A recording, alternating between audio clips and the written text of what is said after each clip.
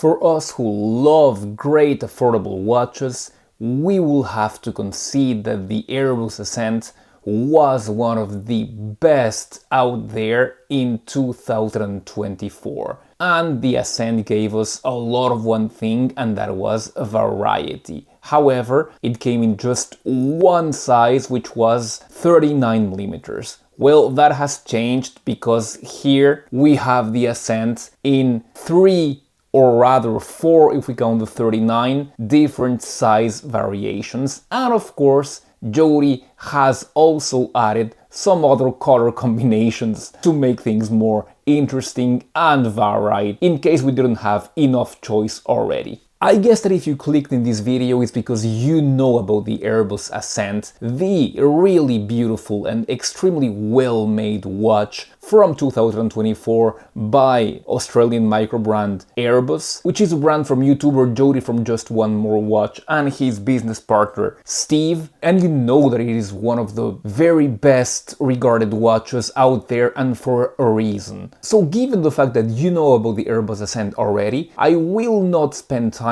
talking to you about the specs and everything of the older version, but I will talk to you about these 4 new ones, especially the 3 new sizes. And let's start by the one that doesn't change that much. Let's start by these orange burnt dial, and as you can see, take a look at that beautiful, beautiful sunburnt fumé at some point. Fumé meaning that the center is clear and it goes darker as you reach the peripheries of the dial. Here with the J-style bracelet, always so great, picking up a little bit of the reflections from my studio light. Always so well made, this watch. It is always quite impressive to have a watch like this on hand. Really, really well made, and you can see the very good anti-reflective coating when I put it against some normal light. As usual, this wears extremely well on the wrist because of those very, very nice dimensions. Let us remind them again as I measure them just for the sake of this video. I've got a diameter of 39, a height of 11.2, a log of 45.3, a log width of 20, and that bracelet tapers from 20 where it meets the case all the way to 16 where it meets the clasp. The clasp has that toolless adjust system, which is so great and which is pretty much a given for a Microbrand watch or an AliExpress watch at this price point. But let's go with the ones that change, and we will start with the little boy or girl, should we say, with the 34 millimeters. It looks,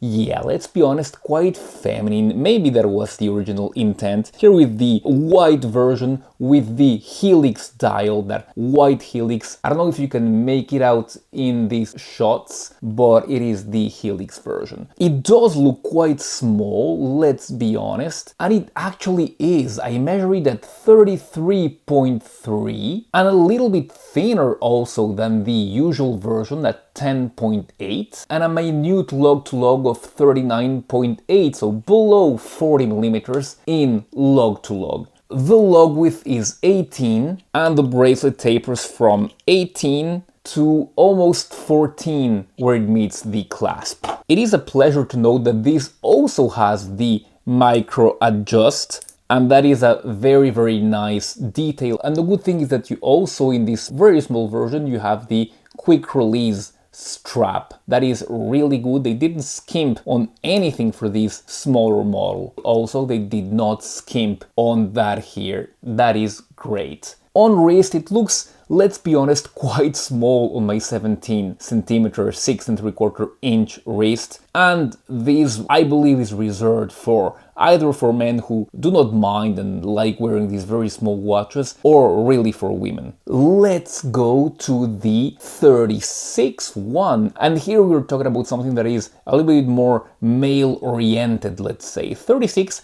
let me remind you, is the size of the original Rolex Datejust. So yeah, you can argue that it is totally wearable for a man. I measured this one at 35.7 with a height of 11, a log-to-log of 41.8, a log width of 20, and the bracelet tapers from 20 to 16 where it meets the clasp, so it has pretty much the same clasp as the 39. Of course, you can also expect to find the quick adjust system on the strap, and the good thing is that here you also have the quick release strap, making those strap changes really easy. I'm not a huge fan of this bubble gum pink. I would have preferred something a little bit more subdued, but well, you know, there's other colors, and if you like this one, that is just perfect. In this 36, there's a blue fumé, there's the fumé dials as well, and there's a very special mother of pearl in this one as well. There's an agate, I don't know how you say that. There's a helix, there's many different versions for this one. And we move to the big boy. We move to the 41mm. And yeah, it does look big, but it actually is not that huge. You've got a diameter of bang on 40, you've got a height of 11, and that is just perfect, and you've got a log-to-log of 46.9. So really, those dimensions are quite great. They're pretty much the Rolex Submariner dimensions, but however, the space taken by the dial is much bigger, resulting in a watch that looks much bigger than a Submariner, let's say. 20mm in log width, which was a great choice, and the bracelet goes from 20 to 16 once again. And of course, you can also expect the toolless adjustable clasp and the quick release system of the bracelet. These helix dials have always been impressive, and you can see that it is really quite impressive in here. A very nice dial once again, but you have many other choices. Lume-wise, Lume is as usual quite excellent for a Gada watch. So what to make of these new sizes? I really do believe that it is quite good. I don't know about the very small 34 because I don't know how many watch fans or at least Jody fans are female. I guess not too many, but the 36 is a really good alternative, I believe. It does not wear too small. I believe that for people, even for people with my wrist size, it can be a good choice if you believe that the 39 overhangs a bit. But the magic in here is that even the 41 or 40, like I have measured myself, is not too large, which is quite surprising. I would have believed that it was much